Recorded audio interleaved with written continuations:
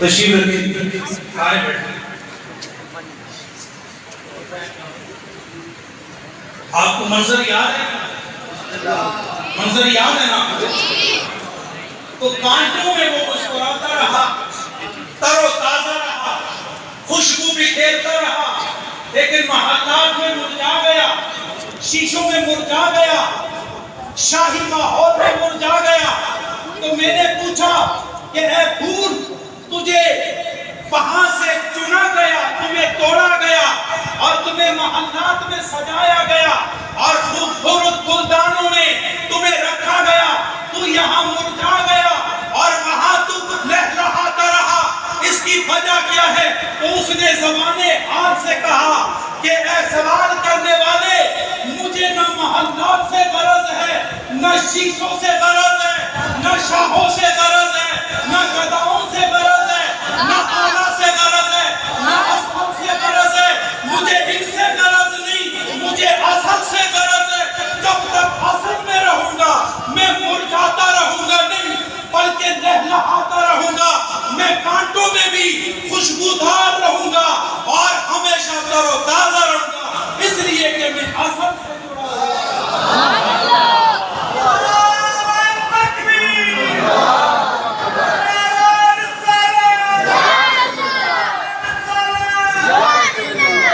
تو کہنا کیا چاہتا ہوں؟ کہنا یہ چاہتا ہوں کہ اہل سنت کے ہر فرد، چاہے شاہ ہو کے قضا ہو، پیر ہو کے فقیر ہو، عالم ہو کے ملا ہو، تیرے چہرے کا نور اس وقت تک سلامت رہتا ہے جب تک تو اصل سے جڑا رہے گا۔ جب تو اصل سے جڑا رہے گا، تیرے چہرے میں رونق بھی رہے گی، تیرے چہرے میں نور بھی ہوگا، اس لیے کہ جو اصل سے جڑا ہوتا ہے جڑ والا اسے بے نور رہنے ہی نہیں دیتا۔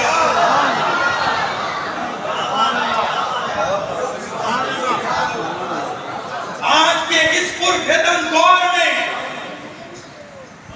ایک عالم کو، ایک پیر کو کس معیار پر ہونا چاہیے؟ میں ایک چھوٹا سا واقعہ اس طرح کے گفتگو ختم کرتا ہوں۔ مامون الرشید یا ہارون الرشید اپنے تخت پر بیٹھے ہیں، حاشیہ ہے علماء و صوفیہ، بائیں اور بائیں، ادھر بھی علماء ادھر بھی علماء، بڑے بڑے تاجر، بڑے بڑے وزراء کوبراء رؤساء دائیں اور بائیں بیٹھے ہیں۔ این اس عالم میں آپ کو توجہ ہونی چاہیے، میں پیٹ سے باتیں کرنے والا، توجہ سے بات سنیں اور اس علمی حلقے سے کچھ نہ کچھ روحانی غذا لے کے ہارون الرشید یا مامون الرشید اپنے تخت پر بیٹھا ہے، دائیں بھی علماء بائیں بھی صوفیہ، بڑے بڑے لوگ بیٹھے، درمیان میں عوام بیٹھے۔ این اس عالم میں حضرت امام شافعی اندر داخل ہوئے۔ اب دیکھو، جن کو علم نہیں ملا، جو معلوم کا پتہ رکھتے ہوں، جو معلوم کو جانتے بھی ہوں، جو معلوم کو مانتے بھی ہوں، وہ جب داخل ہوئے، درمیان میں پہنچے تو ہارون الرشید یا مامون الرشید، اس نے ایک سوال کہا،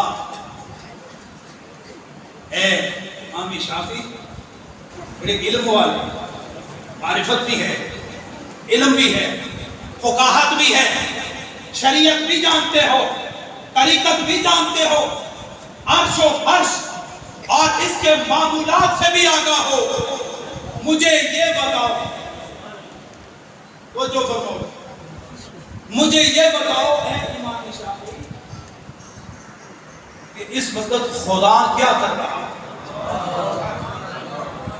اب جس کو اس کی خبر ہوگی، جس کو اس کی خبر ہوگی، وہی تو صحیح جواب دے گا نا۔ اللہ نے فرمایا الرحمن فاسأل بہ خبیرا، اور اس کے بارے میں معلوم کرنا ہو تو اس سے پوچھو جس کو اس کی خبر ہو، اور جس کو اس کی خبر ہو جاتی ہے وہ ہر خبروں سے بے نیاز ہو جاتا ہے۔ پوچھا ہے امام شافعی یہ بتاؤ کہ اس وقت خدا کیا کر رہا ہے؟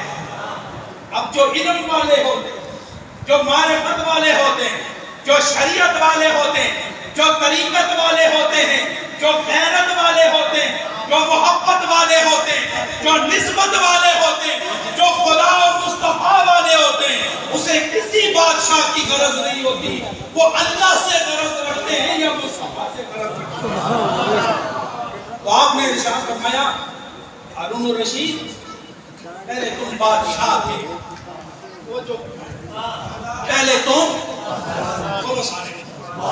پہلے تم بادشاہ تھے اور میں رعایا تھا۔ یہاں رعایا آتی ہے وہ سوال کرتی ہے اور بادشاہ اس کا جواب دیتا ہے۔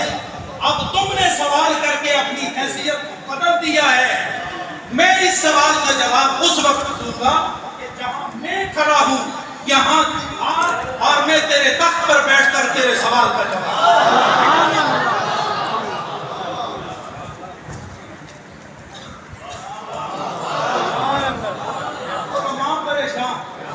صوفیاء یہ دنیا کی روٹی پر پلنے والے پریشان ہو گئے کہ یہ امام شافعی نے کیا کر دیا۔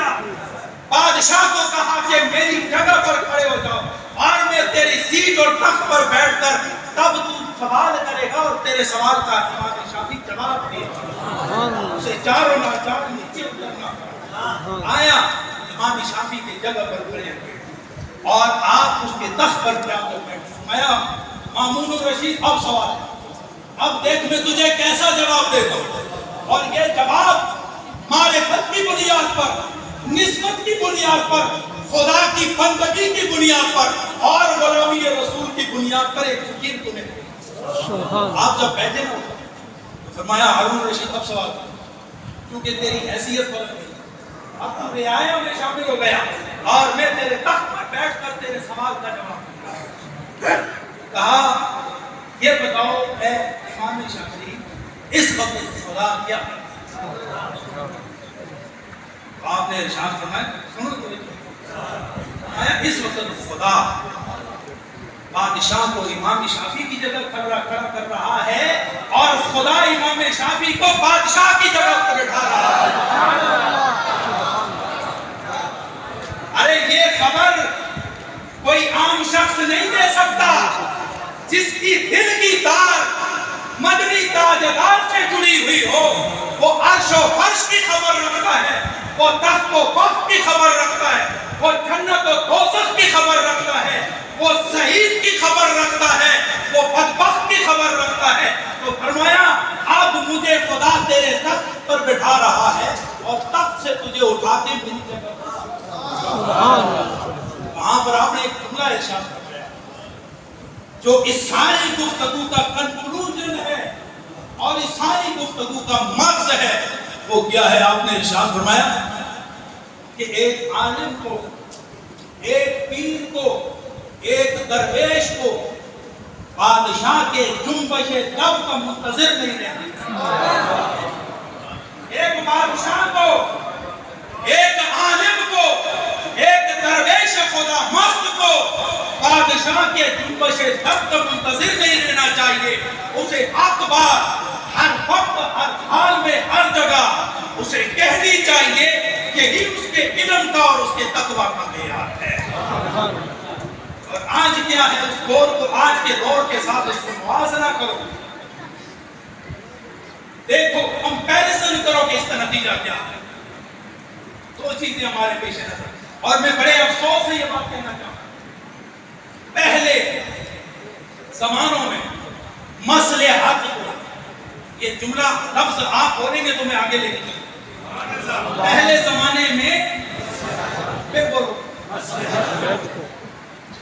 مسلک پر قربان کیا جاتا ہے، مصلحت کو مسلک پر قربان کیا جاتا تھا، اور آج خیر اندیش کم ہوتے جا رہے ہیں، دوربینی ختم ہوتی جا رہی ہے. کیا ہو رہا ہے؟ مسلک کو مصلحت پر قربان کر رہے ہیں. وہ کتنا ہی بڑا کیوں نہ ہو اس کو جانچنے کا ایک ہی طریقہ ہے. اگر مسلک کو مصلحت پر قربان کر رہا ہے سمجھو کہ دنیا بھی اس کی بند ہو گئی ہے لیکن آخرت برباد ہو رہی ہے. اور اگر کوئی مصلحت کو مسلک پر قربان کر رہا ہے تو سمجھ لینا کہ چہرہ بھی روشن ہے, دل بھی روشن ہے, روح بھی روشن ہے. سبحان اللہ. آج ضرورت ہے کہ صحابہ پر بات کی جائے, صحابہ کی محبت کی بات کی جائے اور اہل بیت کی بات بھی کی جائے, کیونکہ یہ دونوں اہل سنت و جماعت کے لیے دنیا کی روشنی اور آخرت کی نجات کا باعث ہے. جس کے دل میں آل رسول کی محبت ہوگی اور صحابہ کا ادب ہوگا وہ آخرت میں نجات پائے گا. اور اگر ان دونوں میں سے کسی کے لیے بھی کوئی دل میں بغض اور نفرت رکھے گا تو خدا کی قسم کر کے کہتا ہوں یہ علماء جو ایک لائبریری کی حیثیت رکھتے ہیں ان کی موجودگی میں یہ بات کرتا ہوں کہ اگر کسی کے بارے میں بھی سر کے بال میں کروڑویں حصے کا بھی بغض ہوگا میری نظر میں وہ جنت کبھی نہیں جائے. جنت تو نبی کے غلاموں کے لیے بنی ہے, بے ادب اور گستاخوں کے لیے نہیں بنی ہے. تو جس نے جنت میں جانا ہے کہنا آگے کون کھڑا ہوگا؟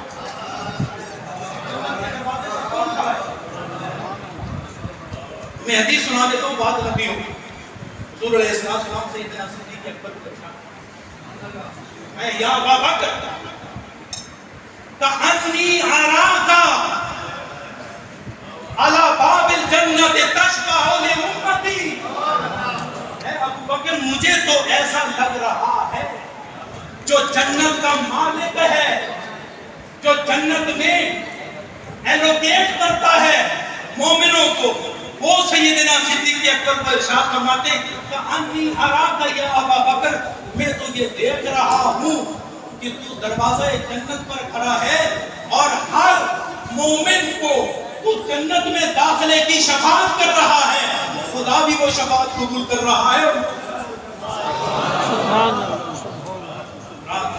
یہ ساری امت یہ ساری امت کہ دو شخصوں کے درمیان سامنے علی, سامنے ابو بکر اور سب سے پیچھے حضرت سیدنا علی رضی اللہ تعالی عنہ. یہ ساری امت کو اللہ کے رسول نے دو شخصیتوں کے درمیان رکھا ہے, ایک ابو بکر ہے اور دوسرے علی ہیں.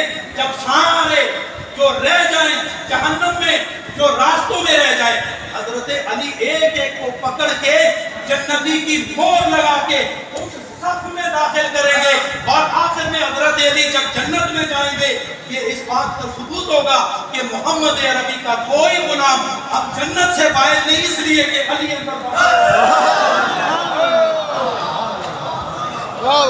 ارے کون بدبخت ہے جو ابو بکر کو مانے لیکن علی کو نہ مانے, وہ کون بدبخت ہے جو علی کو مانے اور ابو بکر کو نہ مانے.